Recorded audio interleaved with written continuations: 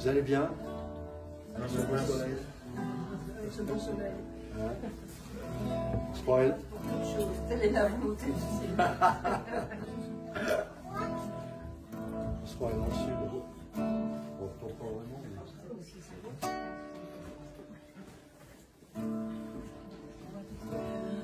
C'est bon. C'est bon? Ah, d'accord.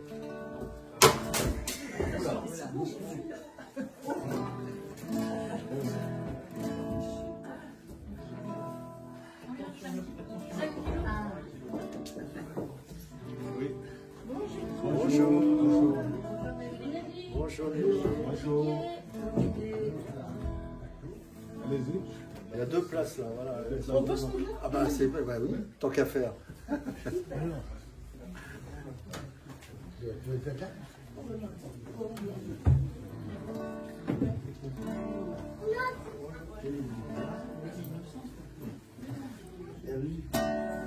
Bah, bienvenue, soyez les bienvenus.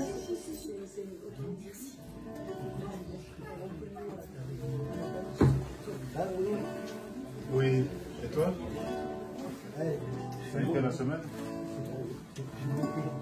Comment? Ok, on va se lever, on va lever le Seigneur. Ah.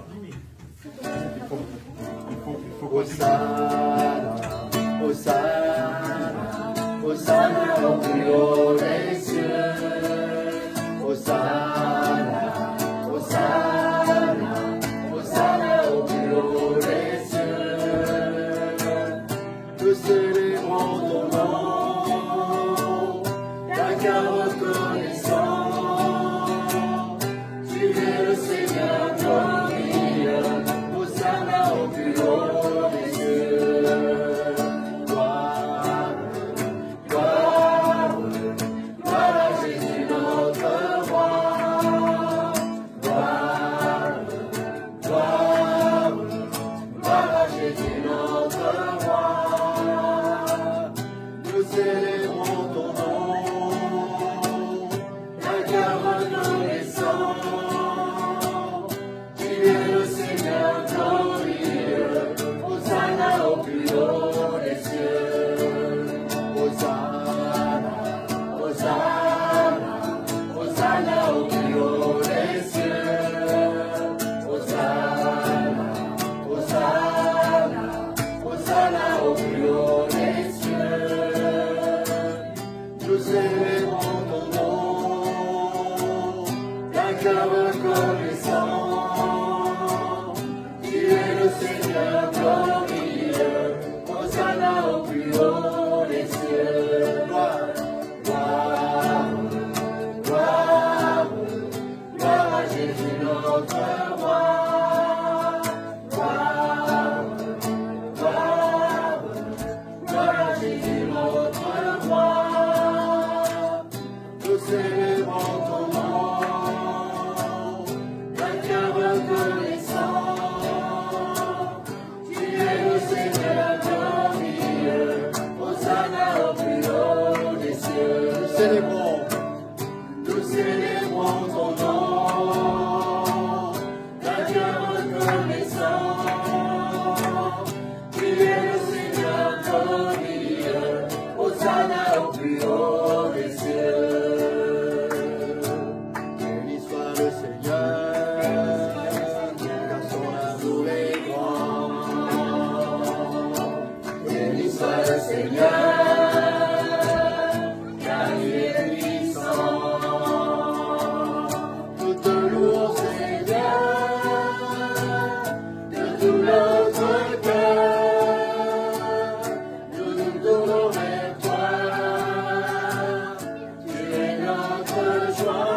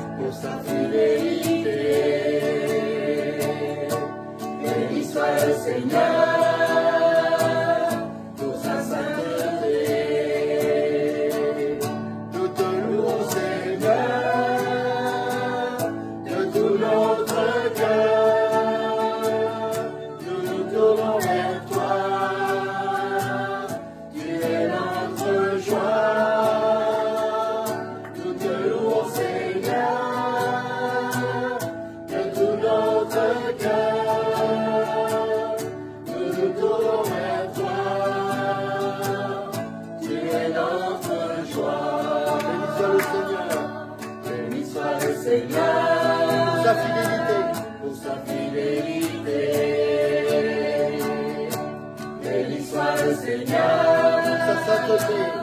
pour sa sainteté. Nous te louons, Seigneur, de tout notre cœur. Nous nous tournons vers toi. Tu es notre joie. Nous te louons, Seigneur, de tout notre cœur. Nous nous tournons vers toi. Tu es notre joie. Encore une fois, nous te louons. Nous te louons, Seigneur, de tout notre cœur. Nous nous tournons vers toi. Tu es notre joie. Nous te louons, Seigneur, de tout notre cœur. Nous nous tournons vers toi. Tu es notre joie. Encore une fois, Nous te louons, Seigneur, de tout notre cœur. Nous nous tournons vers toi. Tu es notre joie. Nous te louons, Seigneur, de tout notre cœur. Nous nous tournons vers toi. Tu es notre joie. ta présence, Jésus, j'aime ta présence, mon bien-aimé, j'aime ta présence, Jésus, j'aime ta présence, mon bien-aimé, et ton amour est là, puissant infini, ton amour est là, guérissant ma vie, et ton amour est là, coulant de la croix, ton amour est là, ravivant ma foi. Ta présence, Jésus, j'aime ta présence, mon bien-aimé, j'aime ta présence, Jésus, j'aime ta présence, mon bien-aimé. Et ton esprit est là,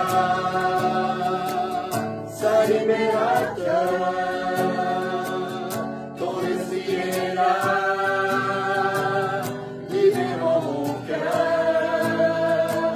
Et ton esprit est là, répandu sur terre. Ton esprit est là, révélant le Père. Et ton esprit est là. Et ton esprit est là, Saint libérateur. Ton esprit est là, libérant mon cœur. Et ton esprit est là,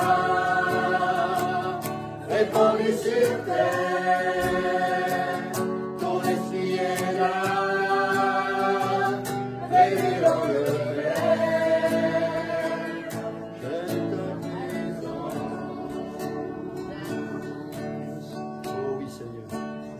Merci pour ta présence parmi nous, Seigneur. Nous voulons te louer de tout notre cœur ce matin, avec un cœur rempli de joie et de reconnaissance. Seigneur, même s'il y a le soleil aujourd'hui, le plus beau des soleils qui brille, c'est celui qui brille dans nos cœurs, Seigneur. C'est toi notre soleil, c'est toi notre lumière, c'est toi notre guide.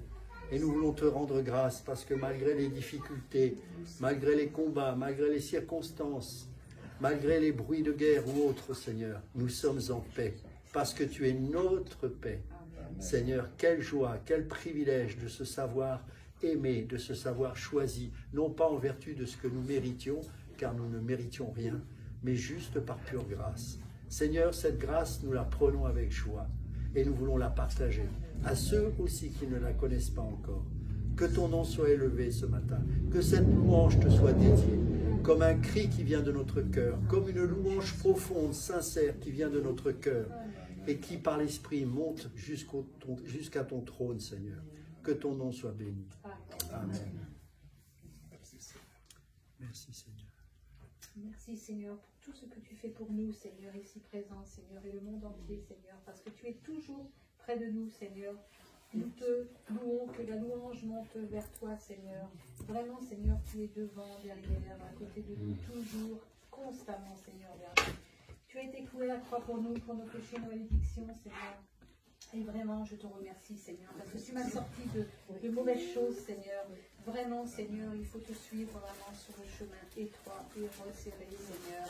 Et constamment te laisser tous nos fardeaux à tes pieds, Seigneur, parce que c'est toi qui connais nos vies, Seigneur, notre santé, Seigneur, et c'est toi qui fais les choses, Seigneur. Je te remets tout à tes pieds, Seigneur, au niveau de ma santé, de mon travail, Seigneur, parce que c'est toi qui va agir, Seigneur, et je te fais confiance, Seigneur. Et merci, Seigneur, pour tout ce que tu fais, Seigneur. Oui. Bénis Ludo, Seigneur, toute sa famille, Seigneur, parce que toutes les personnes ici présentes sont toujours près de nous, Seigneur. Nous sommes vraiment des frères et sœurs, Seigneur, que l'on doit prier chacun pour nous, Seigneur, parce que vraiment, on en a besoin avec ce monde qui est mauvais, Seigneur. Donc justement, touche les cœurs des personnes qui font du mal, Seigneur, parce qu'ils ne te connaissent pas, Seigneur. Et vraiment, Seigneur, je les bénis parce qu'ils ne savent pas ce qu'ils font, Seigneur.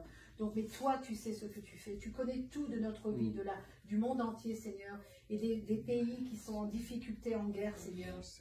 Mais ta main puissante sur les églises persécutées, Seigneur, parce qu'ils ont besoin de toi, Seigneur, pour qu'ils puissent se réunir pour prier, pour lire la Bible, Seigneur. Nous avons encore des moments de réunion, pour se réunir, pour prier, pour lire la louange, pour les cultes, Seigneur. Merci, Seigneur. Mets ta main puissante sur nous tous ici présents, Seigneur. On a tous besoin de toi, Seigneur. Et je t'aime et je te bénis, Seigneur. Merci, Seigneur. Merci, Amen. Oui, c'est vrai, Seigneur, que nous voulons te remercier parce que tu nous prêtes vie encore aujourd'hui, Seigneur. Combien nous ne se sont pas réveillés ce matin, Seigneur, et nous voulons, Seigneur, te remercier pour ta grâce, pour ta fidélité, Seigneur, pour ta protection. Seigneur, merci, Seigneur, de nous faire du bien ce matin encore, Seigneur, mais surtout de te faire du bien au travers de nous. Amen. Seigneur, bénis, Seigneur, tous ceux qui sont ici, Seigneur. Amen. Amen. Amen.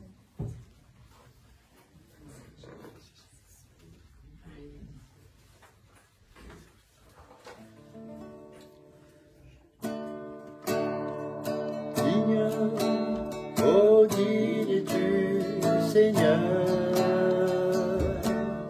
digne d'être remercié, loué, adoré, digne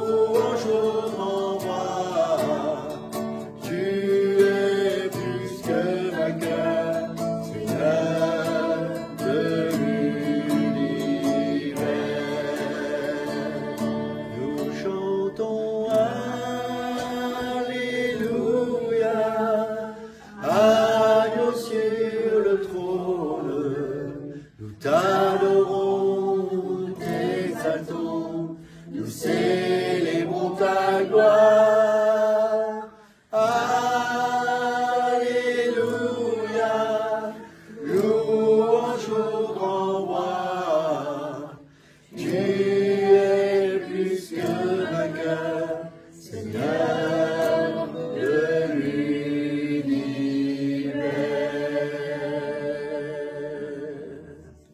Oui, Seigneur, tu es digne, Seigneur, d'être chanté.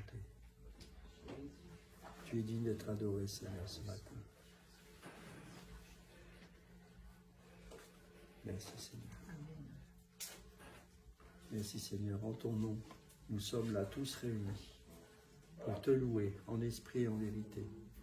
Nous faisons partie de la famille de Dieu. Peut-être que, avant de te connaître, nous n'aurions jamais pu nous rencontrer, peut-être même nous aimer. Mais Seigneur, tu nous as scellés de ton esprit. Tu nous as inclus dans ton royaume. Tu as fait de nous la famille de Dieu. Et désormais, nous pouvons nous appeler frères et sœurs. Non pas en vertu de la chair, mais en vertu du sang précieux qui a été versé à la croix pour nous. Qui nous a rachetés, qui nous a lavés et qui nous a inclus dans cette belle et merveilleuse famille, celle de ton royaume, Seigneur. Et tu nous dis dans ta parole que l'amour est répandu dans nos cœurs par le Saint-Esprit. Et c'est à cela que les autres reconnaîtront que nous sommes tes disciples, à la façon dont nous nous aimons les uns les autres. Seigneur, que cet amour puisse grandir en nous jour après jour, afin que le monde sache que la haine a été vaincue, que la division a été vaincue, parce qu'à la croix, il y a eu le ministère de la réconciliation. Et c'est au travers de cette croix, au travers de tes meurtrissures, que nous avons été guéris. Et que le cœur peut faire silence maintenant. Il n'y a plus de haine, plus de vengeance, parce que nous sommes réconciliés avec Dieu premièrement, et avec les autres. Que ton nom soit béni. Amen. On va rechanter le chant qu'avait chanté dimanche dernier Alexandre. En ton nom, Seigneur, nous sommes là, tous réunis devant toi. Tous réunis devant toi pour te louer, n'est-ce pas? En ton nom, Seigneur, nous sommes là, tous réunis devant toi. En ton nom, Seigneur, nous sommes là, tous réunis devant toi. Honneur au Père, honneur au Fils, honneur à l'Esprit Dieu Tout-Puissant. Honneur au Père, honneur au Fils, honneur à l'Esprit Dieu Tout-Puissant. En ton nom, Seigneur, nous sommes là, tous réunis devant toi. En ton nom, Seigneur, nous sommes là, tous réunis devant toi. Honneur au Père, honneur au Fils, honneur à l'Esprit du Dieu Tout-Puissant. Honneur au Père, honneur au Fils, honneur à l'Esprit du Dieu Tout-Puissant. Alléluia, Alléluia, Alléluia.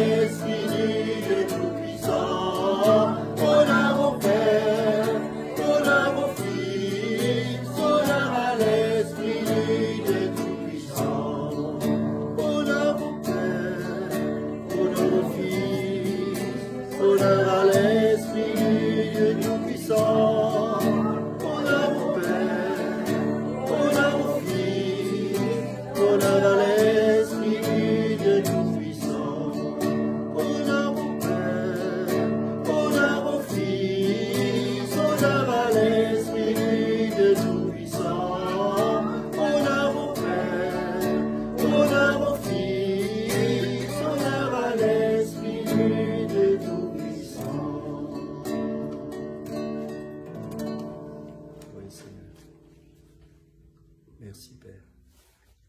Sois élevé ce matin. Et qu'au travers de ce que nous allons pouvoir partager, eh bien ton nom soit élevé.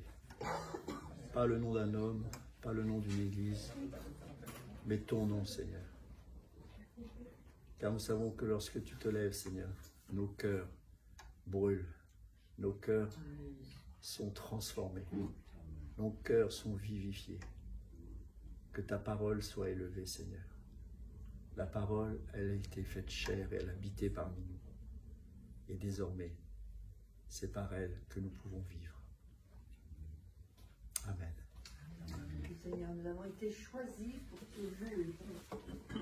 Quel grand privilège, mon Dieu, de connaître le nom de Jésus. Ouais. Nous sommes rassemblés, c'est pour te chanter de tout notre cœur, car tu es digne que des louanges fusent de notre cœur vers toi. Tout ce que tu as fait pour nous et tout ce que tu es en train de faire pour nous préparer pour le jour de ton retour. Ces moments t'appartiennent, mon Dieu.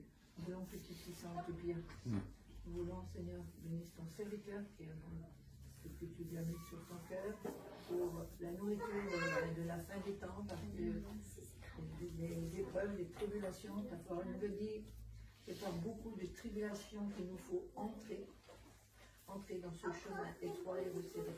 Oui, mon Dieu, mais nous sommes approvisionnés de ta parole. Elle est à notre portée, autant qu'on a faim, on peut en manger. Parce que c'est vraiment cette nourriture dont nous avons besoin de la vivre, non pas seulement de la lire, mais de la vivre dans notre quotidien. Tu sais que c'est pas facile, Seigneur, que ça fuse de tous côtés, mais nous savons que tu es avec nous, que tu fais une œuvre merveilleuse pour l'éternité. Amen. Amen. Amen. Vous pouvez prendre place. C'est vrai que l'Église, même si peut-être que on s'en aperçoit pas toujours, mais l'Église est persécutée, souffre dans beaucoup de pays. Je pense à nos frères et sœurs de Goma, où je regardais l'actualité hier sur Porte Ouverte, et vraiment c'est quand même terrible ce qui s'y passe. Et, prions, portons-les sur notre cœur, parce que c'est nos frères et sœurs. La Bible dit car que si un souffre, nous souffrons également. Si un pleure, nous pleurons également. Et nous souffrons avec nos frères de Goma, nos frères et sœurs. Ça touche les familles, ça touche les femmes, les enfants. Et c'est vraiment terrible ce qui s'y passe dans l'indifférence générale, comme d'habitude. Prions aussi pour les frères et sœurs de Soudan, ceux qui restent encore. Parce que c'est quand même terrible là encore ce qui s'y passe. Et puis, prions pour que l'Église ait du discernement face à ces bouleversements politiques sans précédent aujourd'hui. Et vous savez, on a été enfin, nous on n'était pas nés, mais pendant 12 siècles, l'Église catholique a régné avec le pouvoir. C'est l'Église qui nommait les rois. Et aujourd'hui, on pense que la religion n'est plus là pour guider derrière. Mais vous vous trompez. Vous vous trompez, c'est peut-être plus la même Église. Mais il y a une autre forme de croisade, que les chrétiens se gardent de ce genre de croisade. Ne nous laissons pas tromper par l'ennemi qui peut se déguiser en ange de lumière. Hein, ça ne lui fait pas peur, les beaux vêtements de la religion. Mais nous sommes censés avoir l'esprit, et c'est ce qui doit nous donner du discernement. C'est la parole qui doit nous guider. Et si on veut être avisé, eh bien, il faut connaître la parole, la connaître correctement, pour qu'on ne tombe pas dans les pièges du malin et les pièges de la religion. Méfions-nous des va-t-en-guerre. Il n'y a pas de bons et de mauvaises personnes.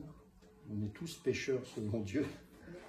Mais il n'y a pas un camp adopté pour que l'autre souffre à cause d'une prise de position que l'on prend. C'est pas comme ça qu'un chrétien fonctionne. On pleure parce qu'on sait que ce monde va à sa perte, qu'il est déchu et qu'il a besoin du Sauveur. Il n'a pas besoin d'un parti, il n'a pas besoin d'une religion, il a besoin de Jésus-Christ. Et c'est pour ça que la croix a été plantée sur un sommet, pour que tout le monde sache qu'il n'y a qu'un seul chemin qui mène à la vie, c'est Jésus-Christ. Il a dit, je suis le chemin, la vérité et la vie. Nul ne vient au Père que par moi. Il n'y a pas d'autre chemin. n'est pas être catholique, être protestant, même si je suis bien sûr doctrinalement proche des protestants réformés, mais je ne tomberai pas dans le piège du parti religieux. Parce que rappelez-vous que même sous Luther, il y a eu la guerre des protestants contre les catholiques, ça a duré 30 ans, et je ne pense pas que Dieu voulait que cette réforme se termine comme ça. Donc soyons vigilants et aimons la parole, parce que derrière, c'est Christ qui parle. Alors pourquoi je vous dis ça en introduction? Parce que c'est vrai que si on allume... Bon, moi j'évite le plus possible, mais il faut bien de temps en temps s'informer. Pour ceux qui ont la télé, si on allume la télé, ou si on regarde les réseaux sociaux, bref, on voit de plus en plus des choses qui s'agitent. On a eu le discours récemment de notre président, qui nous a fait comprendre qu'il faudrait peut-être se préparer à une guerre, je ne sais pas. Bref, toujours est-il que tout ça peut créer de l'anxiété dans le cœur des chrétiens. Mais en fait, le Seigneur disait une chose, soyez en paix. Soyez en paix, pourquoi? Parce que Dieu est en contrôle de tout. Mais ce n'est pas en le répétant sans cesse que pour autant on va en être convaincu. Que nous dit la parole à ce sujet? Et parfois, il y a des fausses doctrines qui peuvent nous emmener dans l'inquiétude. Et c'est pour ça qu'il est important de bien comprendre et bien interpréter les Écritures pour que le cœur même de Dieu puisse ressortir de ces textes. Et je crois qu'il y a beaucoup d'eschatologues aujourd'hui. Alors pour ceux qui ne connaissent pas ce mot compliqué, l'eschatologie, c'est l'étude de la fin des temps. Donc on étudie particulièrement le livre de l'Apocalypse, on étudie les livres des prophètes de l'Ancien Testament, comme Daniel, comme Ézéchiel, etc. Pourquoi? Parce qu'il faisait déjà référence au temps de la fin. Et dans le livre de l'Apocalypse, il faut savoir qu'il y a beaucoup de passages de l'Ancien Testament. On ne peut pas comprendre l'Apocalypse si on ne comprend pas les textes des prophètes de l'Ancien Testament. Donc tout ça est intimement lié. Malheureusement, parfois, on en fait une fausse interprétation, et très souvent, c'est une interprétation anxiogène. Pour moi, l'Apocalypse, ce n'est pas une source d'inquiétude, c'est une eschatologie, ce que j'appelle victorieuse. Pour moi, l'eschatologie, c'est la finalité de toute chose, c'est le feu d'artifice de la gloire du Seigneur qui revient et qui va transformer son Église. Et il est dit dans le livre de l'Apocalypse qu'il a préparé cette Jérusalem céleste comme une épouse et qu'elle va venir. Et je crois que notre espérance, elle est là, mes amis. Elle n'est pas dans ce monde. Et si quelque part, on voit que ce monde est en train d'aller vers la fin, en fait, ça devrait presque nous réjouir dans le sens, alors pas pour les gens qui souffrent, bien évidemment, mais pour nous, parce que cette espérance approche. Le Seigneur revient bientôt. Maintenant, il y a encore dans ces interprétations des choses qui peuvent malheureusement, lorsque c'est mal compris, nous inquiéter. Effectivement, on nous dit par exemple qu'il y aura une grande prostituée, qu'il y aura la bête qui va sortir de l'abîme. On nous dit des choses comme ça qui paraissent un peu terrifiantes, enfin, pour moi plus que terrifiantes d'ailleurs, mais voilà, ça pourrait nous effrayer. On nous parle d'un fameux millénium. Alors ce millénium, il y a des débats là-dessus. Est-ce qu'il est terrestre? Est-ce qu'il n'est pas terrestre? Et en fait, je dirais que pour comprendre même ce livre-là, il faut connaître le cœur de Dieu et voir dans l'ensemble de la Bible le message qu'il a voulu nous communiquer. Et je dirais que pourquoi je suis moi dans ma position amillénariste, c'est parce que lorsque je regarde la pensée de Dieu dans toute la Bible, pour moi ça ne peut pas être un millénium littéral, parce que ça laisserait sous-entendre beaucoup de choses, et ce ne sera pas le sujet du message là, pour ça il faut aller à Didaché, je fais un peu de pub. Mais je crois que ce millénium c'est quelque chose de beaucoup plus beau, et de beaucoup plus réel qu'on ne le pense. Et pour cela, on va prendre un texte dans Matthieu chapitre 12, et vous allez voir que ça a une application pour nous, parce que le livre de l'Apocalypse, c'est pas seulement un livre, ouais, on ne comprend pas tout, ça nous parle des temps de la fin, mais enfin bref, j'ai pas le décodeur, comme dirait l'autre, et j'ai du mal à comprendre. Non, c'est un livre qui nous parle et qui nous encourage aussi, pour nous, chrétiens d'aujourd'hui. Et cela d'autant plus que nous sommes beaucoup plus proches de la fin que nos frères et sœurs d'il y a 100, 200 ou 300 ans, voire plus.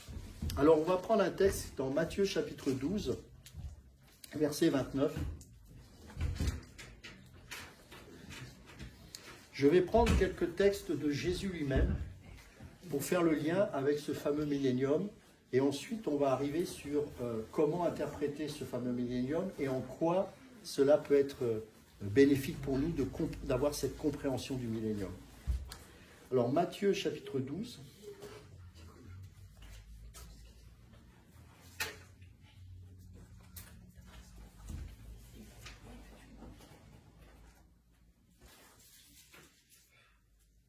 Et on va prendre... On reprend pour bien comprendre le contexte.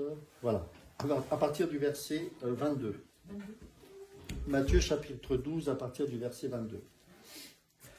Alors on lui amena un démoniaque aveugle et muet, et il le guérit, de sorte que le muet parlait et voyait.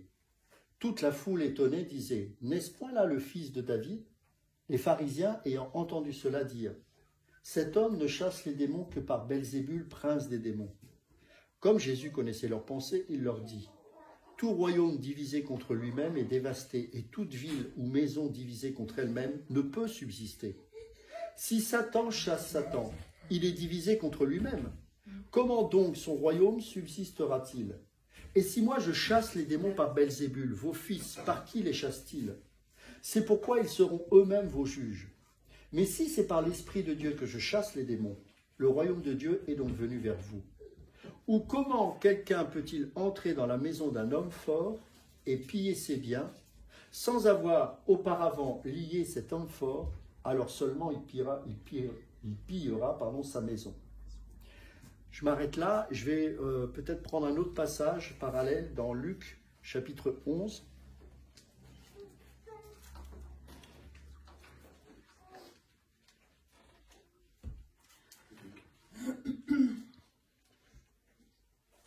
Luc chapitre 11, on va prendre verset 14. Jésus chassa un démon qui était muet.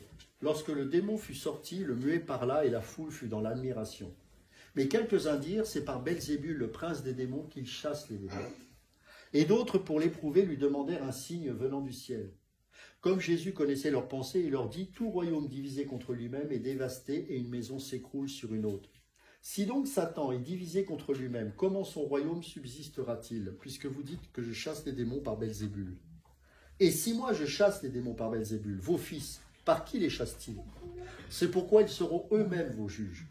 Mais si c'est par le doigt de Dieu que je chasse les démons, le royaume de Dieu est donc venu vers vous. Lorsqu'un homme fort et bien armé garde sa maison, ce qu'il possède est en sûreté. Mais si un plus fort que lui survient et le dompte, il lui enlève toutes les armes dans lesquelles il se confiait et il distribue ses dépouilles.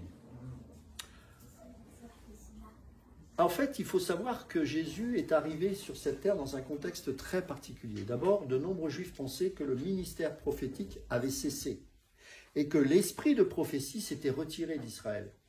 Je vous rappelle qu'Israël a passé énormément de temps sous l'occupation. Et quand Jésus est venu sur cette terre, eh bien, Israël était occupé par qui?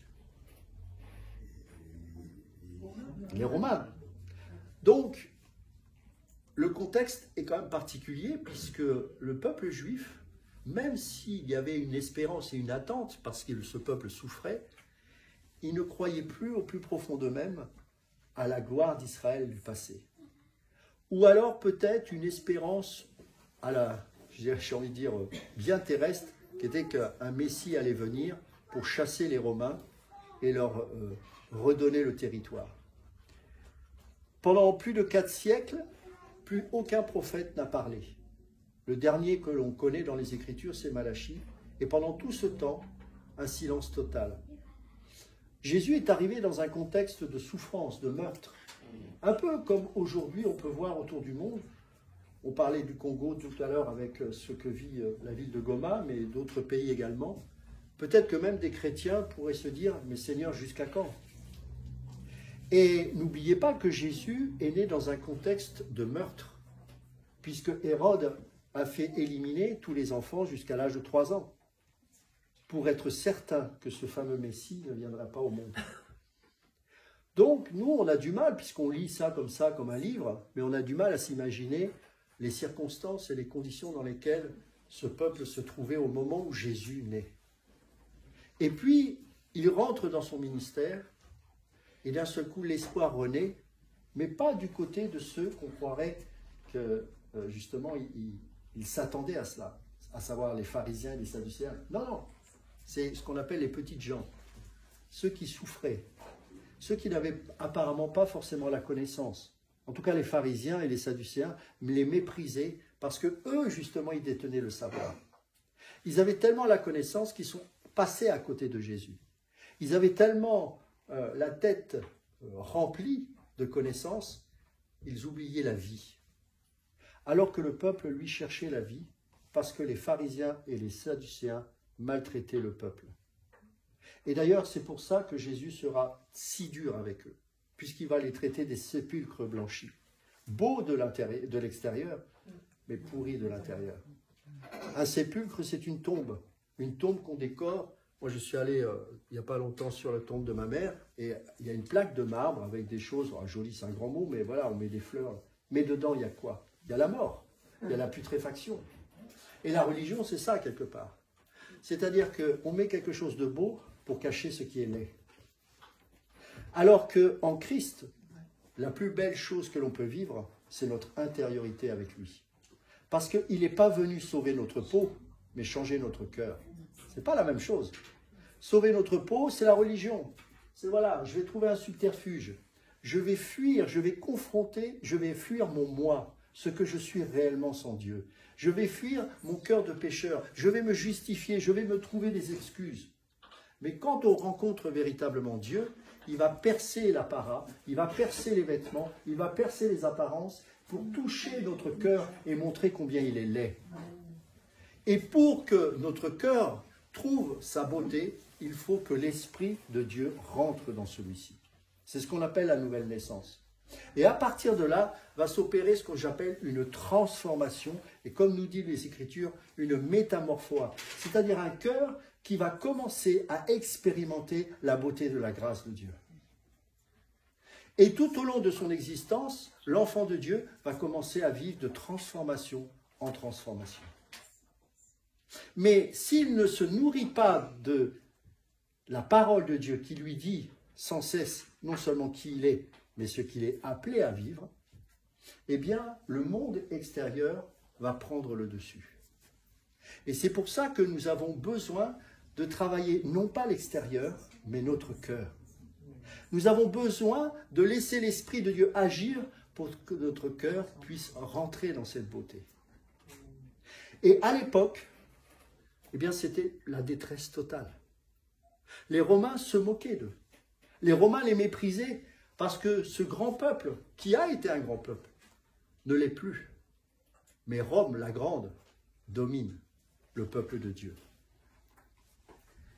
Si donc les miracles, pour eux, parce que les pharisiens voient les miracles, ils voient ce que fait Jésus, mais pour autant, ils ne croient pas en lui dans le sens de croire comme étant le Messie.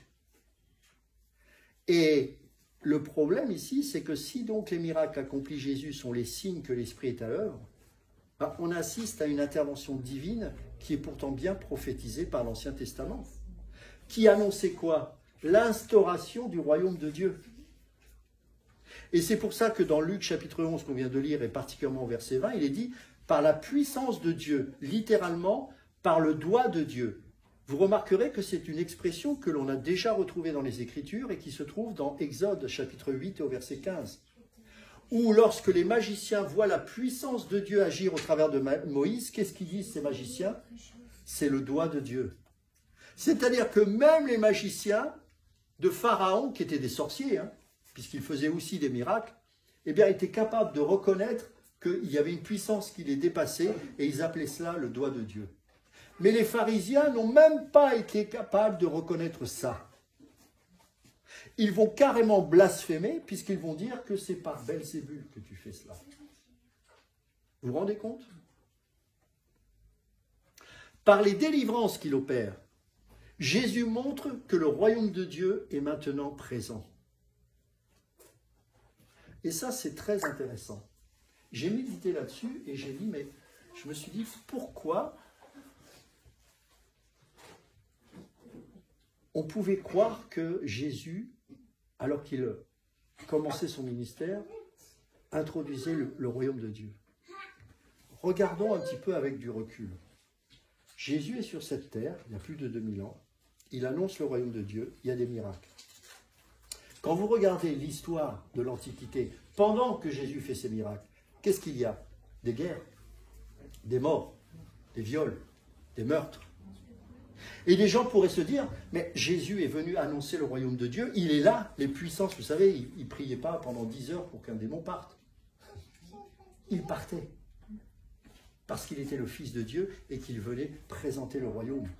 Et le royaume de Dieu, eh bien, devait se prouver par justement ce genre de délivrance, entre autres, et de guérison. Le royaume de Dieu est venu sur cette terre. Est-ce que la terre a changé pour autant? Non. Non. Est-ce qu'il n'y avait plus de guerre? C'était la paix, c'est fini. Méfiez-vous ceux qui vous annoncent la paix. Méfiez-vous de ces gens-là. Parce que très souvent, ce sont des futurs dictateurs. Combien de gens se sont laissés berner dans l'histoire de l'humanité? Des gens qui apportaient la paix, mais qui pour ça ont créé des guerres. Regardez la Deuxième Guerre mondiale. J'ai eu l'occasion il y a quelques mois de ça, un bon moment de ça, d'écouter le discours d'Hitler, je crois que c'était en 33, 34, je ne sais plus. Et il avait dit au peuple allemand la chose suivante. Laissez-moi 4 ans et je redresserai l'Allemagne. Mais au bout de ces 4 années, vous me laissez prendre les rênes de tout. Il avait été clair, il n'a jamais menti. Enfin, il mentait, mais là, en l'occurrence, il avait dit la vérité. En 4 ans, il avait sauvé l'Allemagne. Le peuple lui a dit, ok, je signe le pacte avec le diable. Hein. Au bout de ces 4 ans, plus de chômage, la grande Allemagne était là. Il dit, maintenant, je fais ce que je veux. Vous connaissez la suite. Napoléon et tant d'autres ont fait ça. Alors certes, avec peut-être des cœurs et des motivations différentes. Mais les faiseurs de paix sont souvent les faiseurs de guerre. Jésus, il a dit, je ne suis pas venu apporter la paix, mais l'épée. Bien sûr qu'il est venu apporter la paix dans nos cœurs. Mais il n'est pas venu changer le monde, il est venu changer nos cœurs. Le royaume de Dieu s'est manifesté à travers des signes visibles, bien évidemment, de miracles et des choses comme ceci. Pourquoi? Parce que nous sommes tellement incrédules que pour réveiller les consciences, il fallait quelque chose de fort pour que le peuple puisse voir de ses yeux que quelque chose de particulier était venu sur cette terre. Mais le but, ce n'était pas que ce peuple n'en reste là. Il fallait ensuite qu'il expérimente une transformation individuelle et intérieure. La différence entre les catholiques et protestants, au-delà de cette histoire de salut par les œuvres et par la foi, c'est que l'Église sauve chez les catholiques, alors que chez les protestants, le salut est individuel. Et c'est exactement ce que Jésus était en train de leur annoncer. Vous allez devenir un peuple nouveau, un peuple spirituel. Vous allez devenir des prêtres nouveaux, des prêtres spirituels. Mais individuellement, vous allez être des temples. Comme il est dit dans 1 Corinthiens 3, 16 et 6, 19, vous êtes le temple du Saint-Esprit. Individuellement, le Seigneur va tabernacler en vous. Et ce qui fait que quand vous vous rencontrez, vous formez aussi un édifice spirituel. Et au fur et à mesure que l'Église grandit, la Jérusalem céleste commence à se rendre visible. Tout le royaume de Dieu, et comme il est dit dans Romains 14, ne consiste pas dans le manger et dans le boire, mais dans la paix et dans la justice de Dieu. Le royaume de Dieu, mes amis, est spirituel. Et l'Église doit prendre garde à ne pas devenir comme ces pharisiens qui attendaient un Messie terrestre. Oui, il va revenir. Oui, le monde va changer. Mais le royaume de Dieu a déjà commencé. Et il a commencé à partir du moment où Jésus a mis les pieds sur cette terre. Et lorsqu'il parle dans Luc chapitre 11, verset 21, de l'homme fort, eh bien en fait, il faut comprendre que cette parabole et la précédente, quand on a parlé dans Matthieu 12, de lier, en fait le mot lier en grec c'est déo. Et c'est très intéressant parce que ça veut dire attaché, en prison, dans les chaînes. L'homme fort a été lié. C'est ce que Jésus explique dans cette parabole. Et dans ces deux paraboles, il y a un vocabulaire de combat. Il est parlé de guerre, de dévaster, de royaume, de chasser, de fort, de bien armé, de sécurité, d'armes. Tout ça, vous reprenez le texte, c'est ce qui apparaît. Pourquoi? Parce que, mes amis, nous devons réaliser que la situation décrite là, et c'est Jésus qui l'a décrit, c'est celle d'un conflit entre deux royaumes, celui de Dieu et celui de Satan. Et quand Jésus est venu sur cette terre, il y a eu un conflit terrible. Et quand on parle des souffrances de Jésus, on oublie trop souvent que la souffrance de Jésus n'était pas que physique, mais qui était liée à ce combat spirituel qui, dès qu'il a introduit son ministère, a eu lieu. Tout de suite, Jésus a été transporté en esprit où? Dès qu'il a commencé le ministère, rappelez-vous, dans le désert. Qu'est-ce qui s'est passé? Confrontation avec le diable. Confrontation avec le diable. Un enjeu terrible. Pour faire le lien avec le livre de l'Apocalypse, j'y vais doucement. En fait, dans le livre de l'Apocalypse, ce n'est pas que les choses futures que vous y voyez. C'est toute l'histoire de l'humanité. Et donc, si vous ne décryptez pas avec le bon décodage, vous n'allez pas comprendre. Deuxième chose, le livre de l'Apocalypse ne se suit pas chapitre par chapitre. Ce n'est pas une histoire que l'on suit du chapitre 1 jusqu'au chapitre 20. Les protestants, et notamment Luther, avaient compris et avaient bien saisi la structure du livre de l'Apocalypse. En fait, c'est un livre qui se répète à plusieurs reprises au travers de 4 scènes. Et ces 4 scènes sont vues sous des angles différents. C'est pour ça que si vous le lisez comme un livre à la suite, vous n'allez rien comprendre, ou alors vous allez faire des erreurs. Par exemple, les 7 sceaux, les 7 trompettes, les 7 coupes, ce n'est pas les 7 sceaux, puis les 7 trompettes, puis les 7 coupes, etc. Ce sont 3 scènes en parallèle. C'est les mêmes scènes qui se déroulent, mais avec des angles d'approche différents. Pourquoi je vous dis ça? Parce que lorsque Jésus parle ici de lier, dans le livre de l'Apocalypse, il y a un lien qui est fait avec ce qu'il est en train de dire. Est-ce que vous avez une idée de ce lien qui est? Est-ce que ça vous parle, ce lien? Quand Satan était lié à la croix. Exactement. Est-ce qu'on peut prendre, on va prendre Colossiens, chapitre 2.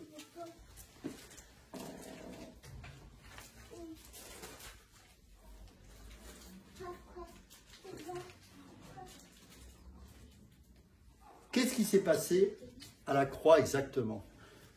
Paul le dira dans l'Épître aux Colossiens, chapitre 2, verset 15. Il a dépouillé les dominations et les autorités et les a livrées publiquement en spectacle, en triomphant d'elles par la croix. C'est fort, hein? Donc là, on voit que c'était une guerre. Hein? C'était une guerre. Hein? C'est des mots de guerre, là. Les dominations, les autorités, il les a dépouillées, il les a livrées en triomphant d'elles. À quel moment? À la croix. À la croix. C'était un combat terrible. On l'a vu à Gethsémane, où la pression artérielle, les vaisseaux sanguins ont explosé, parce que la pression était telle, le combat était tel, que ça fait éclater les petits vaisseaux qui entouraient le front du Seigneur. C'était un combat terrible. Et les pharisiens ont participé malheureusement à ce combat contre le Messie. Rome, également. Hérode, tout le monde contre lui. Mais tout ça derrière, c'est parce qu'il y avait un combat spirituel. Nous ne luttons pas contre la chair et le sang, mes amis, mais contre les dominations spirituelles de ce monde. Matthieu, on va reprendre ce que dit Jésus dans Matthieu chapitre 12.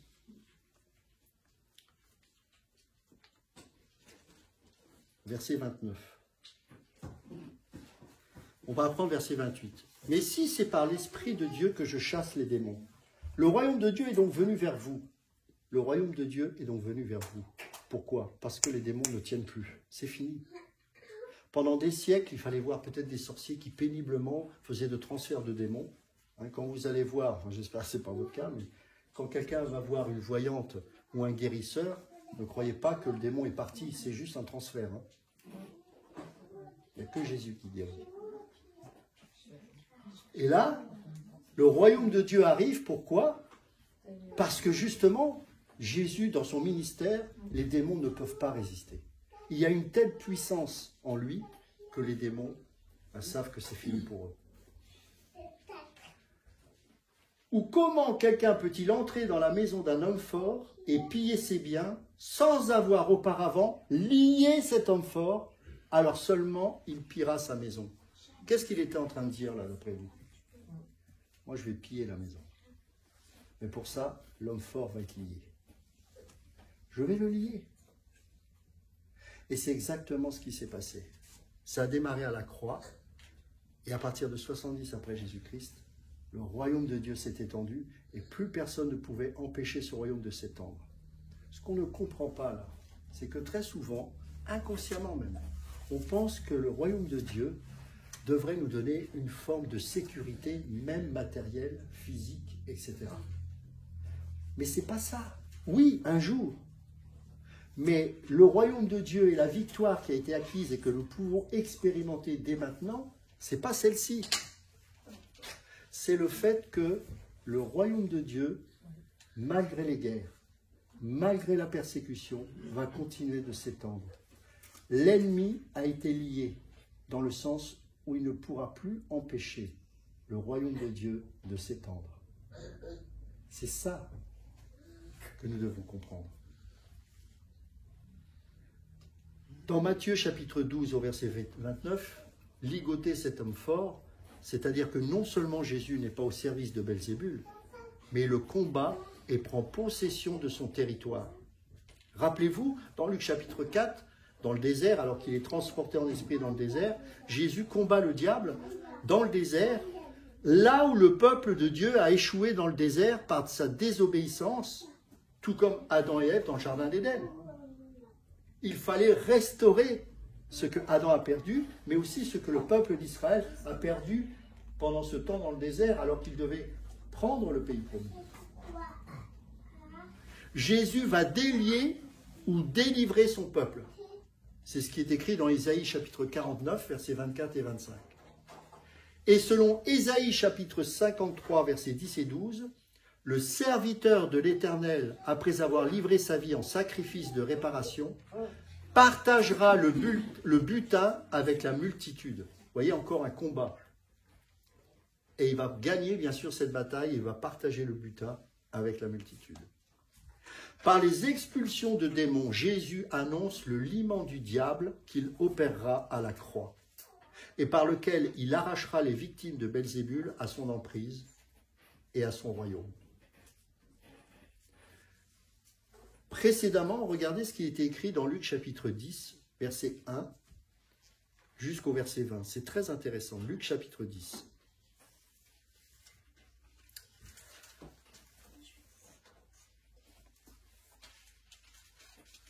Après cela, le Seigneur désigna encore 70 autres disciples, et il envoya 2 à 2 devant lui, dans toutes les villes et dans tous les lieux où lui-même devait aller. Il leur dit, la moisson est grande, mais il y a peu d'ouvriers. Je voudrais qu'on comprenne que la mission et la préoccupation première d'un enfant de Dieu, c'est pas d'avoir une vie épanouie, dans le sens mondain du terme. Pas d'avoir un beau métier, même si on a le droit d'avoir un bon métier et de bien gagner sa vie.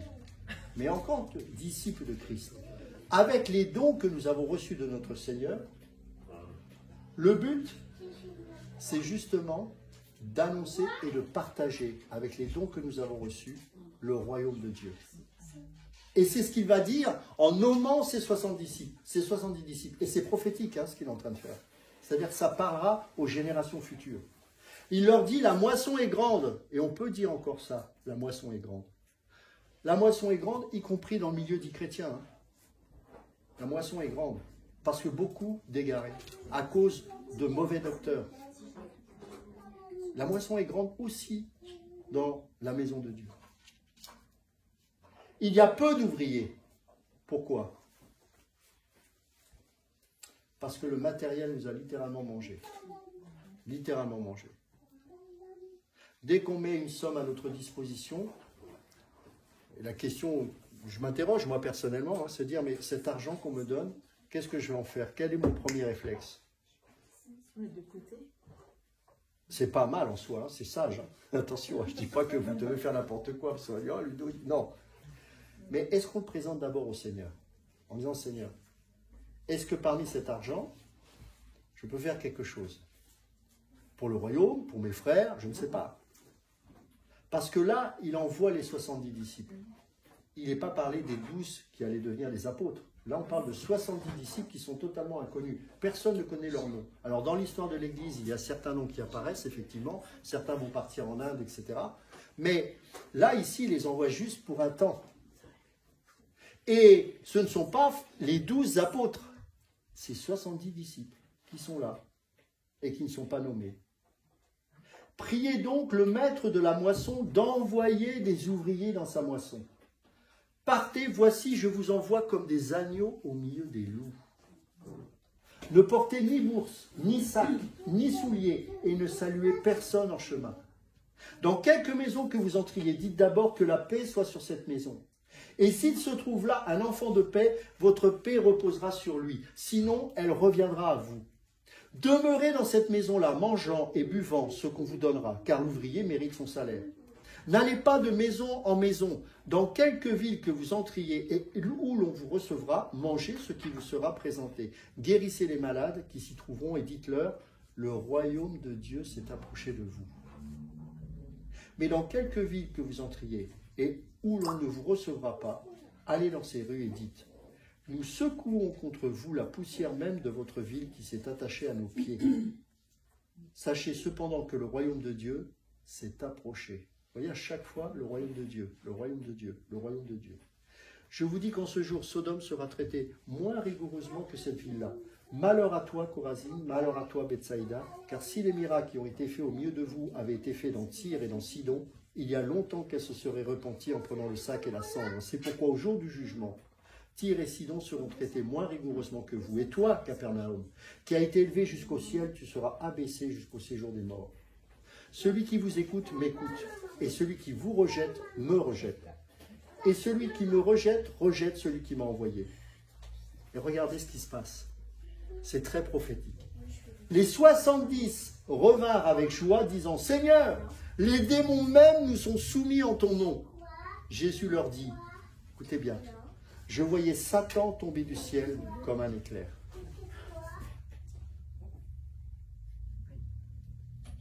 Satan est tombé du ciel parce que Jésus a ouvert la porte du royaume des cieux. Ne tremblez pas, il a perdu. Alors pourquoi on est encore dans la crainte? Parce qu'on a une mauvaise compréhension du royaume de Dieu. Le royaume de Dieu, encore une fois, ce ne consiste pas dans le manger et le boire. Le royaume de Dieu, c'est tout simplement la proclamation de la bonne nouvelle de l'Évangile. Et la bonne nouvelle, pour qu'elle soit efficace, il faut que Satan soit lié. Parce que si Satan n'est pas lié, cette bonne nouvelle sera freinée. Voilà pourquoi, lorsque vous étudiez toute l'histoire de l'Église, plus l'Église va être persécutée, plus le royaume de Dieu va s'étendre. Pourquoi? Parce que Satan a été dépouillé de sa force. L'homme fort a été lié, et c'est Jésus qui a dépouillé cette maison pour prendre possession du royaume de Dieu et envoyer ses disciples à la moisson. Et je ne vais pas vous le lire là, mais peut-être... En fait, ce qu'il faut comprendre, c'est qu'il va les envoyer au-devant de lui. C'est-à-dire que lui, il va venir après. Nous, c'est l'inverse. Il est venu, et maintenant nous partons annoncer cette bonne nouvelle. Pourquoi? Parce que le royaume de Dieu a été réellement opérant et efficace à la croix. Et c'est seulement qu'à partir de la croix que nous pouvons dire, ça y est, c'est fait. Mais notre responsabilité à nous, c'est de présenter le royaume de Dieu. Et si on utilise Jésus simplement pour dire tu auras une meilleure vie, ce n'est pas l'évangile. ce n'est pas annoncer le royaume. Annoncer le royaume, c'est que d'une part, nous sommes pécheurs, que nous méritons l'enfer, que le Seigneur nous a sauvés par son sang, que nous sommes au bénéfice de son salut par la foi qu'il nous donne et qui nous permet de croire en lui, et que désormais, à partir de cet instant, nous attendons le royaume physique, réel, palpable à venir. Mais qu'en attendant, ce royaume s'étend par la proclamation d'évangile et par des conversions. Alors, est-ce que pour autant toute la terre va se convertir? Bien sûr que non. Et on voit que c'est plutôt compliqué aujourd'hui. Mais comme le royaume de Dieu n'est pas visible, nous risquons d'avoir des surprises au ciel. Ceux que nous croyons sauvés peut-être ne le sont pas, et ceux que nous croyons perdus peut-être le seront. Pourquoi? Parce que Dieu, alors évidemment, si quelqu'un vit comme un païen, on ne peut pas dire qu'il est sauvé. Mais ce que je veux dire par là, c'est que, regardez dans le monde musulman. Pourquoi en Algérie, par exemple, on a fermé les églises? Vous croyez que c'est un échec, que le royaume de Dieu s'est fermé? Au contraire, c'est parce qu'il y a tellement de conversions qu'ils ferment les églises. Et que ce qu'ils ne savent pas, c'est qu'en fermant les églises, il y aura encore plus de conversions. Quand le frère André a traversé le mur, le côté obscur de l'époque, hein, qui était le communisme, il était surpris de voir qu'il y avait autant de chrétiens. Pourtant, la religion était interdite. Staline a fermé toutes les églises. Et le communisme a combattu Dieu. Et pourtant, quand le mur de Berlin s'est écroulé, moi-même j'ai pu être spectateur de ça en allant en Roumanie, quand Ceausescu est tombé, j'ai vu qu'il y avait plein de chrétiens. Mais ils se réunissaient dans les maisons. Il y en avait plein. Et quand les Américains sont venus, même nous parfois on est venus avec notre évangile édulcoré, ça s'est refroidi. Ça s'est refroidi. Pourquoi? Parce que le message que nous apportons n'est pas pur. Le message que nous apportons n'est pas pur. Et qu'est-ce qui fait qu'il est altéré? Il est altéré par la mondanité et par le matérialisme. Le premier restaurant venu de l'étranger qui s'est installé à Bucarest, c'était Brasov, j'étais à Brasov, pardon, c'était un McDonald's. La première église missionnaire qui s'est installée, qui était américaine, le premier message qui était à prêcher, c'était la prospérité. On a perverti le message, alors qu'ils avaient entendu, je ne sais pas comment, mais un message qui était pur. Ils ne s'attendaient pas à s'en sortir, ils s'attendaient à Dieu. Mais on est venu avec des pierres et des briques, en disant, tenez, l'évangile va vous donner un métier. En plus, on leur a menti. Je discutais avec un citoyen roumain, il me disait, avant, il n'y avait rien dans les magasins, mais on avait plein d'argent. Il dit, maintenant, les magasins sont pleins, mais on n'a plus d'argent. Ça ne change rien. Et si vous annoncez un royaume basé sur le matérialisme, vous allez faire des déçus. Parce que ce n'est pas le but de l'évangile. Le royaume des cieux est bien présent. C'est simplement que nous devons comprendre ce qu'est véritablement le royaume des cieux. Il a vu Satan tomber du ciel, vision prophétique annonçant la défaite finale de Satan, c'est-à-dire soit à la croix, et bien sûr, la finalité, c'est au jour du jugement. Les victoires remportées par les disciples sur les démons en sont une anticipation. Le séjour de Jésus dans le désert avait ouvert le combat par une victoire décisive. Regardez ce qui est dit, maintenant j'y viens dans l'Apocalypse. Apocalypse chapitre 12.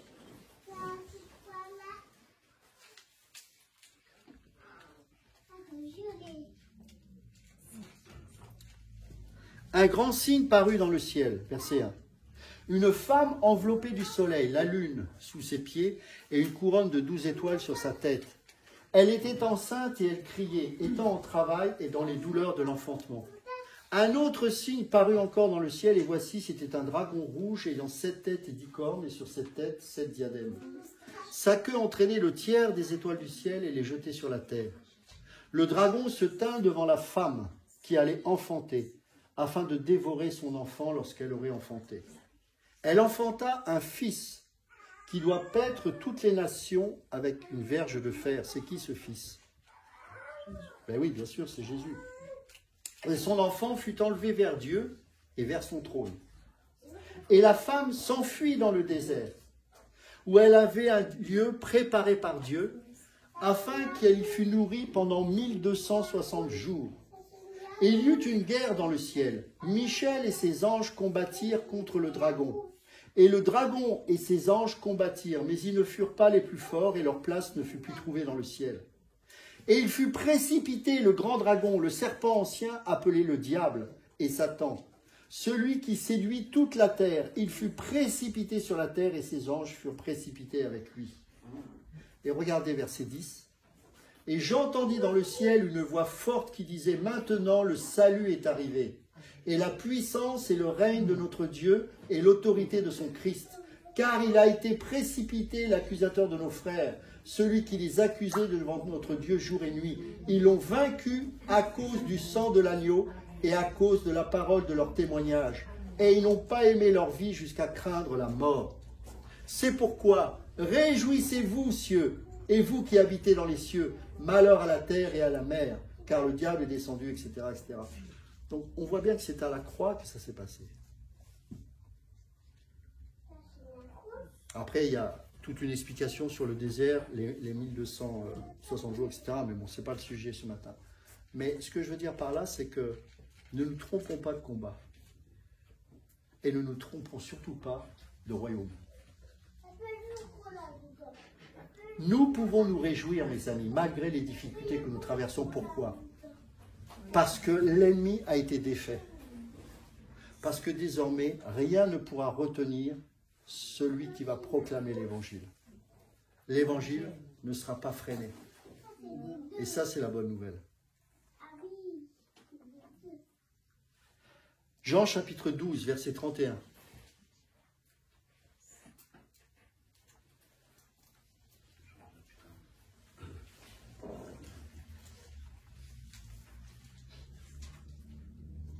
Maintenant a lieu le jugement de ce monde.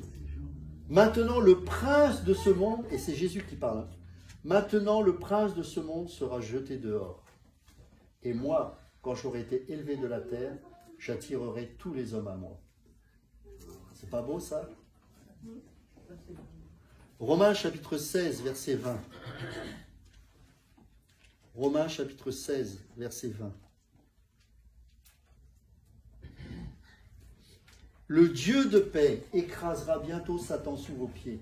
Que la grâce de notre Seigneur Jésus-Christ soit avec vous. Pour Jésus, en fait, le véritable ennemi n'est pas l'opposition humaine qu'il rencontre, ni l'occupant romain, mais Satan. Et les opposants n'en sont que les instruments. Dans Apocalypse chapitre 12, versets 5 à 8 qu'on vient de lire, mais aussi qu'on va lire maintenant dans Apocalypse chapitre 20, verset 3, on va voir que la mise de Satan au cachot représente la victoire de la croix. Apocalypse chapitre 20.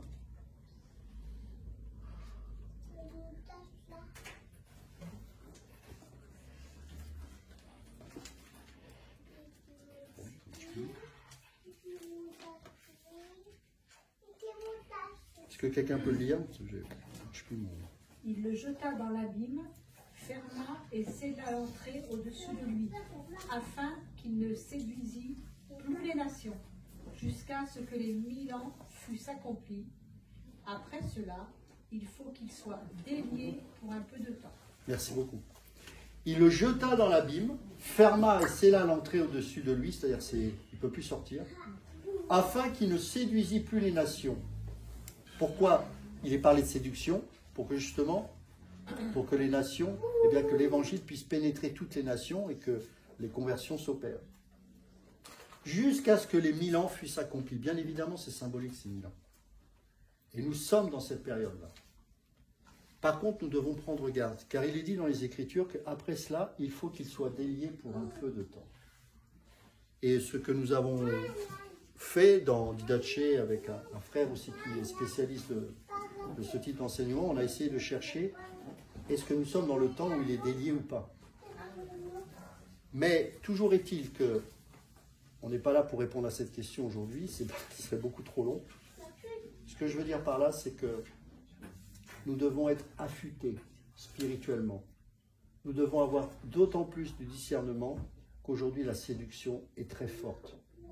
Que ce soit en dehors, que ce soit dans l'Église, la séduction est telle que ceux qui ne sont pas armés dans la parole seront fortement séduits, si c'était possible pour les élus. Bien, heureusement, Dieu préserve les élus. Mais je crois que c'est aussi un endroit où il va y avoir de vraies conversions.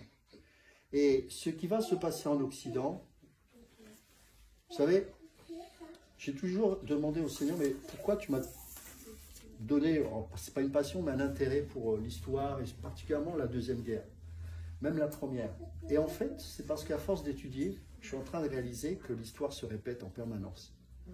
Et que ce qu'on a vécu dans les années 30, c'est exactement ce qui se passe aujourd'hui. Alors évidemment, avec d'autres formes, bien évidemment.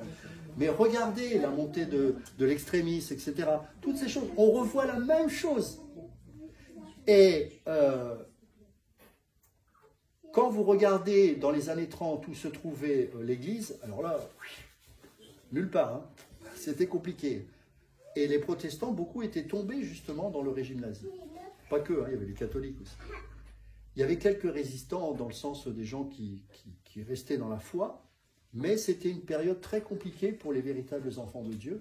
Et quand vous regardez, on n'en parle pas. Même dans l'histoire de l'Église, on passe un peu au travers. Pourquoi? Parce que la foi était quasiment éteinte. Et j'ai peur qu'aujourd'hui en Occident, on en soit là. Pourquoi? À cause des mauvais enseignements. À cause des mauvais enseignements. On a passé du temps à prêcher un évangile terrestre pour remplir les chaises, pour que le peuple puisse rester assis et manger des cailles, manger des cailles, manger des cailles. Moi, je ne suis pas là pour vous donner des cailles. Il y a les restos du cœur pour ça. Bien sûr que nous devons nous aimer, bien sûr que nous devons nous soutenir, bien sûr que quand il y a des pauvres, et l'Église doit être leader dans ce sens-là, bien évidemment. Mais l'enseignement doit être suffisamment bien enseigné pour que l'on sache que le royaume de Dieu, ce n'est pas le manger et le boire. Jésus n'est pas un frigo. Jésus n'est pas un hôpital, même s'il guérit. Jésus n'est pas un pompier, même si il peut éteindre les feux de la passion. Jésus est Dieu. Jésus il est homme et il est Dieu. Mais c'est avant tout pour nous manifester les choses du royaume des cieux. D'ailleurs, le royaume de Dieu et le royaume des cieux sont des synonymes. On ne peut pas dissocier le royaume des cieux du royaume de Dieu. Pourquoi? Parce qu'on parle des cieux. Et qu'est-ce qui fait que le peuple de Dieu va traverser ces difficultés dans la paix?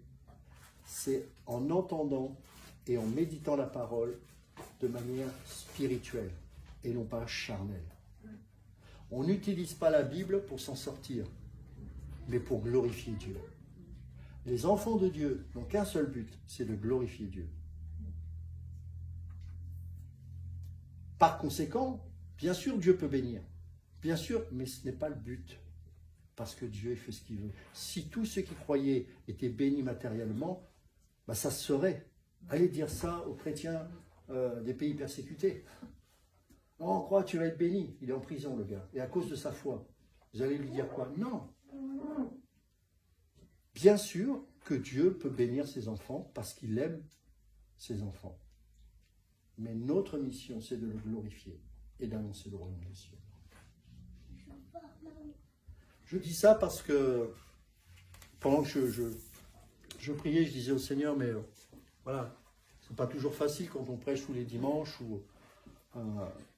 Voilà, c'est quoi? Quel est le message du temps? C'est toujours important de savoir. Et quand je regardais l'actualité, quand je voyais tout ce qui se passait, quand je voyais même moi parfois l'état de mon cœur, et cette nuit j'étais travaillé, je disais mais cette inquiétude, est-ce que c'est pas un combat spirituel? Tu dois te débarrasser de ça. Amen. Je te l'ai déjà dit dans les Écritures. Pourquoi tu t'inquiètes? Pourquoi tu es toute la nuit en train de cogiter? C'est une perte de temps. Parce que pendant ce temps-là, pendant que tu t'inquiètes, tu ne penses plus aux choses de Dieu.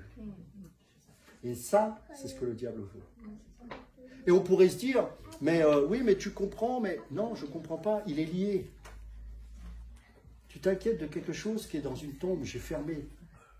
Et quand bien même, peut-être c'est une période, il va sortir, toi, tu n'as rien à craindre puisque tu es mon enfant.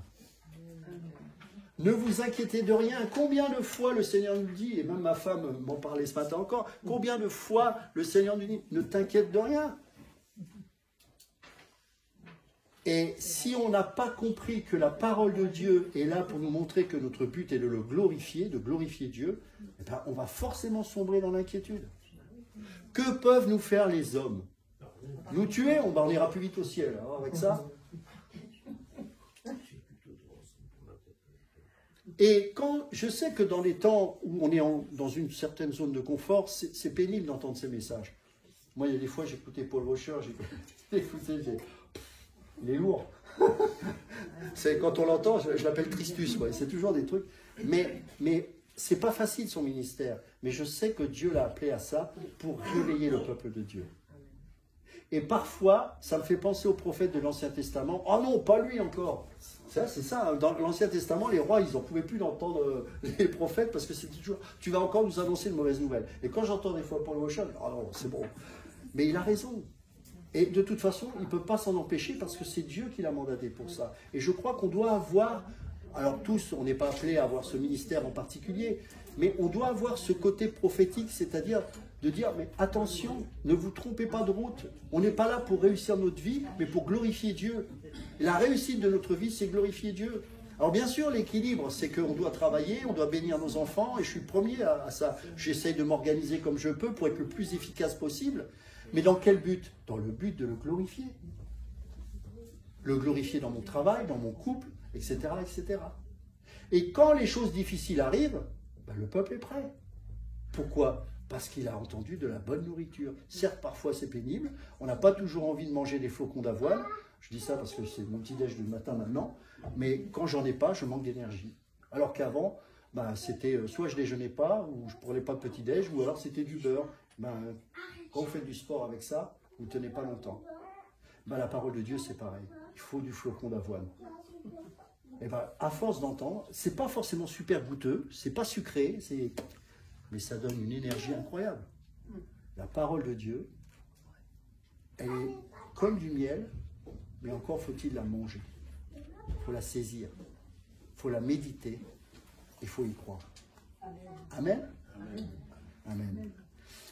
Est-ce que vous avez des questions par rapport à ce sujet ou des commentaires, des interrogations? Oui. Moi j'ai une interrogation, c'est pas. Bon, j'en ai deux, j'ai par rapport à ce sujet. Et une question qui m'est venue quand tu disais la mission des 70 disciples. Donc là, Jésus parlait aux 70. Oui. Et donc on sait qu'il y a dans la Bible des passages qui sont adressés à ceux qui vivaient au temps de Jésus et des passages qui nous sont adressés à nous aujourd'hui. Mais comment est-ce qu'il y a un signe, enfin, comment on sait quand c'est adressé aux gens qui vivaient avec lui à l'époque et quand ça nous est adressé à nous aujourd'hui? Bonne question, c'est le contexte. Par exemple, dans Marc 16, parce que beaucoup de chrétiens utilisent Marc 16 pour dire, ben voilà, on va prendre les serpents, on ne sera pas piqué, etc. On va prendre du poison. Bon, ben faites-le, hein, mais enfin, je ne vous encourage pas, hein, mais il y a de fortes chances que vous n'en sortiez pas. Hein. Pourquoi? Parce que ça s'adressait à ceux qui crurent, mais c'était, quand tu regardes le contexte, c'était ceux qui allaient devenir les apôtres, les disciples de l'époque. Donc ça, on le voit dans le contexte, dans Marc 16. Après,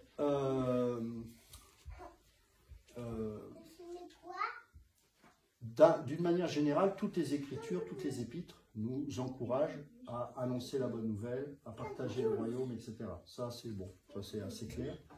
Maintenant, le ministère tel que les 70 disciples ont vécu, ça préfigurait la naissance de l'Église. Ce que l'Église, alors qu'elle n'était pas encore instituée, allait vivre. Maintenant, comment le comprendre ça? Tu as une partie dans 1 Corinthiens 13 où il est dit que les dons cesseront, c'est-à-dire que c'est qu'à un moment donné, le mot ici plus exact en grec, c'est petit à petit va s'éteindre. Pourquoi? Parce que jusqu'à ce que le temple soit détruit, ces dons se manifestaient. Et quand tu regardes dans l'histoire de l'Église, et même dans le livre des Actes, à partir, alors dans le livre des Actes, il n'y a pas la destruction du temple, mais à partir de la fin du ministère de Paul, on voit qu'il n'est plus fait mention de miracles de la même manière qu'au tout début. Ça, c'est le premier point. Et le deuxième point, c'est qu'à partir du moment où le temple a été détruit en 70 après Jésus-Christ, les ministères tels que Paul, etc., n'ont plus existé. Et c'est là que vont apparaître ce qu'on appelle les évêques. L'évêque d'Antioche, etc. C'est ancien, en fait. Hein. Ce n'est pas les évêques comme les catholiques d'aujourd'hui. Hein. Et en fait, tu regardes dans leurs écrits, etc., ce genre de miracle n'était quasiment plus manifesté. Pourquoi? Parce que le royaume des cieux, une fois qu'il a été institué au travers de l'Église, parce que l'Église fait partie du royaume des cieux. L'Église n'est pas le royaume des cieux à toute seule. Elle est intégrante dans le royaume des cieux. Mais une fois que l'architecture de l'Église a été faite, il n'y avait plus besoin de ça, parce que c'était fait. Mais tant qu'il y avait cette dualité entre le temple, parce que les premiers chrétiens étaient tous juifs, et donc ils allaient encore au temple, eh bien, les miracles étaient là pour attirer l'attention, non pas sur le temple, mais sur ce que Jésus faisait en eux. Et l'esprit de la Pentecôte, tu le vois, ça d'ailleurs. Et une fois que le temple a été détruit, ben, tu vois que petit à petit, voilà, les dons se sont moins manifestés. Voilà. C'est comme ça qu'on peut comprendre. Maintenant, certains vont dire tous ceux qui sont mandatés pour Dieu doivent opérer des miracles, etc. Moi, je ne suis pas du tout d'accord avec ça. D'abord parce que si c'était vrai, ça se saurait. Je suis désolé, mais c'est Dieu qui est souverain dans sa guérison. Et en fait, il faut savoir que tout ce qui était guérison systématique était fait justement pour prouver que Jésus était bien le Messie. Et d'ailleurs, quand les 70 disciples sont arrivés, ils étaient mandatés par le Maître lui-même pour attester que celui qui allait venir, puisqu'il précédait Jésus, c'est-à-dire que Jésus allait revenir après eux. Il faut précéder que l'envoyé, ce n'était pas Jean-Baptiste, justement, c'était bien Jésus. Donc on voit bien que le contexte n'a rien à voir avec nous, tu vois. Mais par extension, notre mission reste la même qu'eux, c'est-à-dire partager le royaume, bien évidemment. Et il n'y a pas besoin de forcément manifester des guérisons. Je ne dis pas que je ne crois plus aux guérisons, attention. Mais les apôtres de l'époque, là je ne parle plus des 70 disciples, mais les 12 apôtres, avaient tous les dons. Parce qu'ils étaient les architectes, ils étaient, pas les architectes, les bâtisseurs, merci. En fait, l'Église était apostolique au départ. Et donc, elle était créée dans le miracle, pour que justement elle puisse être instituée par ces 12 disciples.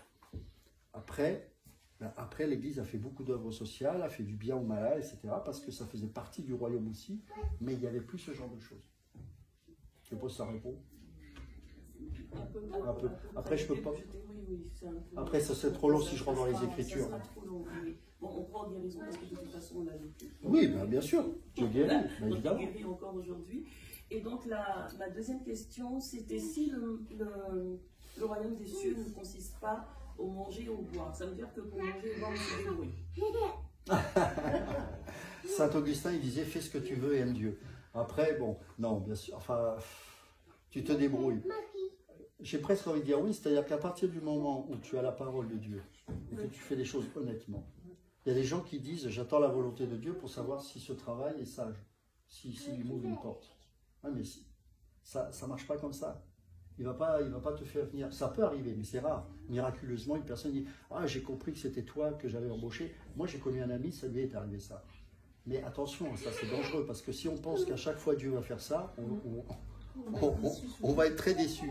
Non, Dieu, il nous dit « Vas-y, maintenant, fais les choses conformément aux Écritures. Ne mens pas, ne triche pas, choisis un métier où tu sais que ta foi ne va pas être en péril, etc. » On discutait avec un frère hier, il me demandait des conseils sur son orientation de carrière, on a discuté. Voilà, c'est comme ça que ça se passe. Je crois qu'on a aussi une intelligence qui fait qu'on a aussi des dons naturels, pourquoi pas les utiliser. Mais parce qu'on a le Saint-Esprit, on a le discernement, on est capable de dire attention, ce métier-là peut m'emmener dans une mauvaise voie. Je ne pense pas qu'un chrétien puisse être patron d'un bar à cocktail, par exemple. Personnellement, ça me paraît compliqué. Ou d'une boîte de nuit. Après, ils font ce qu'ils veulent. Hein, ou un tabac. Voilà.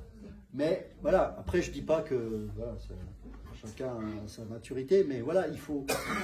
Non, ne nous attendons pas à ce que Dieu fasse un miracle. Voilà, tiens, quelqu'un va venir. Non, ça ne marche pas comme ça. Moi, j'ai des clients chrétiens qui m'ont donné une maison à vendre. Ils ont mis la maison à 60 000 € plus cher que mon estimation. Ils m'ont dit non, mais Dieu fera, Dieu pourra, Dieu fera un miracle. Ah, c'est un bon exemple, ça. Ouais, et en plus, la question qu'on doit se poser, pourquoi tu veux 60 000 € de plus? Ouais. Est-ce que Dieu est d'accord avec ça? Ça va, oui, oui. Ils veulent beaucoup plus cher, ils tiennent Ah pas ouais. compte de l'estimation. Après, il n'y a aucun appel et puis ils appellent. Eh bien, on va mettre un mandat simple et puis comme ça, on va pouvoir le mettre dans toutes les agences. Mais on ne baisse pas le prix. Voilà. C'est drôle de foi. Hein. Deux fois. Ah ouais. Parce que si on est sûr que Dieu va la vendre malgré ce prix-là, est-il nécessaire de la mettre dans toutes ces Exactement. agences? Ben, c'est ça. Voilà. Donc en fait, on raisonne bizarrement, c'est sûr. Bizarrement, ouais. Très- Moi, je dis toujours, c'est au cœur. On doit sonder son cœur. Pourquoi tu veux que je la vende plus cher? Est-ce que j'en ai besoin? Est-ce que ça glorifie? En fait, l'évangile, moi, il me met toujours face à ma poutre. Tu vois, voilà. C'est quoi le souci? Quelle est ma motivation? Qu'est-ce qui fait que je dois changer d'attitude? Et si on n'a pas cette attitude-là, c'est-à-dire prendre sa croix, tout simplement, bah, c'est vrai que c'est compliqué. Mais c'est un bon exemple. Ouais, tout à fait. Et quelquefois, on oublie aussi que Dieu prend soin aussi des autres. Il fait pleuvoir sur les bons comme sur les mauvais. Et il ne va Exactement. pas escroquer un non-croyant pour te faire plaisir. toi, Exactement. en tant que Exactement, voilà. croyant. Très juste. C'est vrai, juste ce que tu dis. Je n'aime pas penser, très juste. Ouais.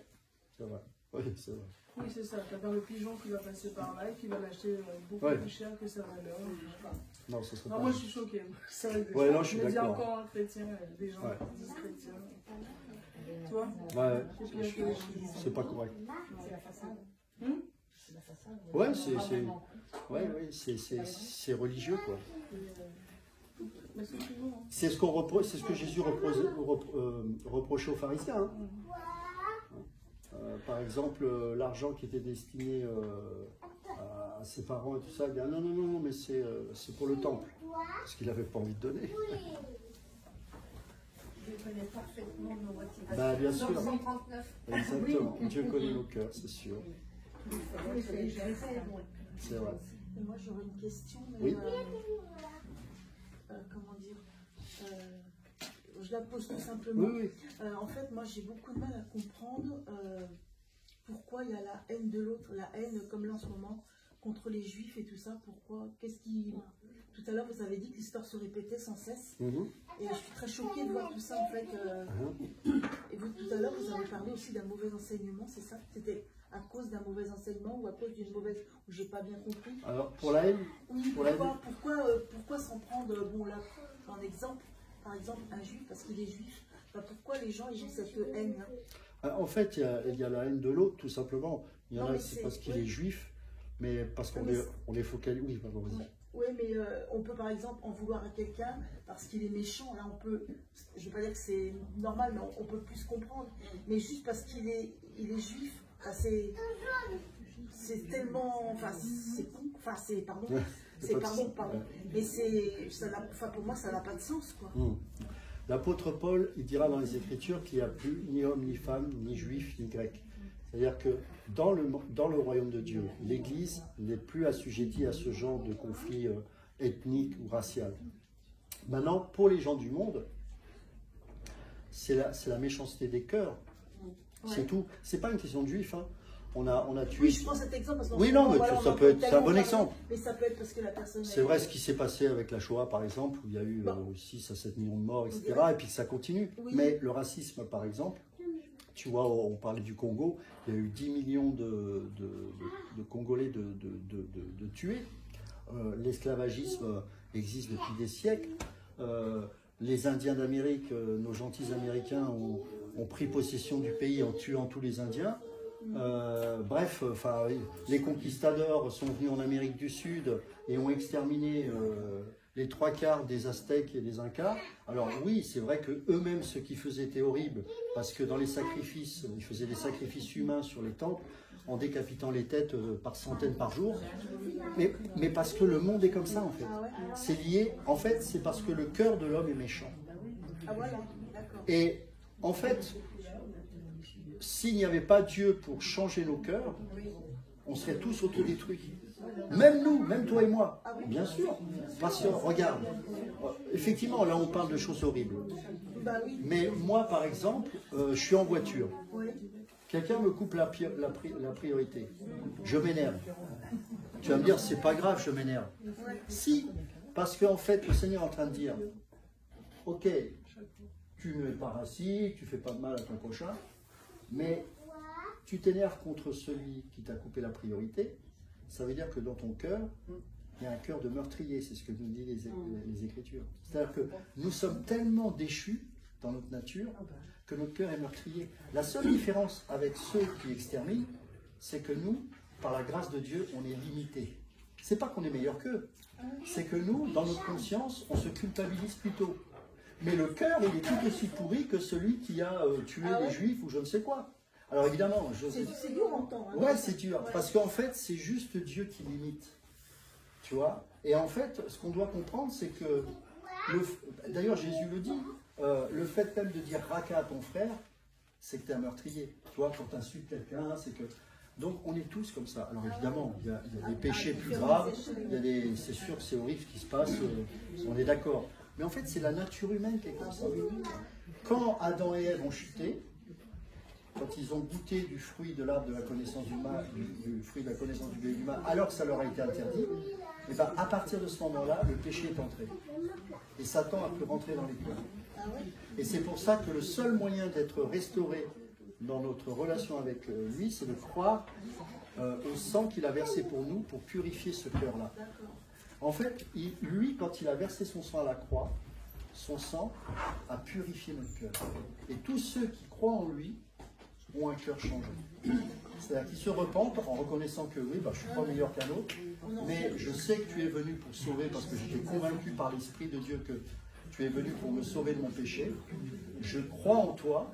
Eh bien, la Bible déclare qu'à partir de ce moment-là, tu as été restauré. Tu vois? Mais il n'y a pas, sans le salut en Jésus-Christ, il n'y a pas d'espérance. Impossible. C'est pas Bouddha, c'est pas Mahomet, c'est pas aucune religion. C'est pour ça qu'il est dit, je suis le chemin, la vérité et la vie, et qu'il a dit, nul ne vient au Père que par moi. C'est-à-dire qu'en fait, c'est pas la religion qui sauve, c'est Jésus. Sinon, Dieu n'enverrait pas son Fils s'il y avait d'autres religions qui sauvent, ça n'aurait pas de sens. C'est parce qu'il a vu l'état de nos cœurs, il a dit, mais c'est tellement une catastrophe que je vais envoyer mon Fils, parce que nous, on ne peut pas venir devant Dieu en sacrifice pour sauver quelqu'un, puisqu'on est déjà pécheur, alors que lui, il était pur. Tu vois? Et le seul moyen pour faire stopper tout ça, tous ces meurtres, tous ces génocides, tout ça, c'est que les gens se tournent vers Christ. Ah voilà, c'est ça. Pas la religion, parce que la religion, même chrétienne, il y a eu des guerres. Mais vraiment, une vraie conversion, c'est ce qui va faire cesser les massacres. Et c'est pour ça que le royaume à venir sera un royaume de paix. Et quand le Seigneur reviendra, il va détruire cette terre, mais il va restaurer une nouvelle terre, enfin il va faire venir une nouvelle terre, et là il y aura la paix, il n'y aura plus de larmes, il n'y aura plus de... Voilà. Et pour l'éternité, nous serons dans la présence.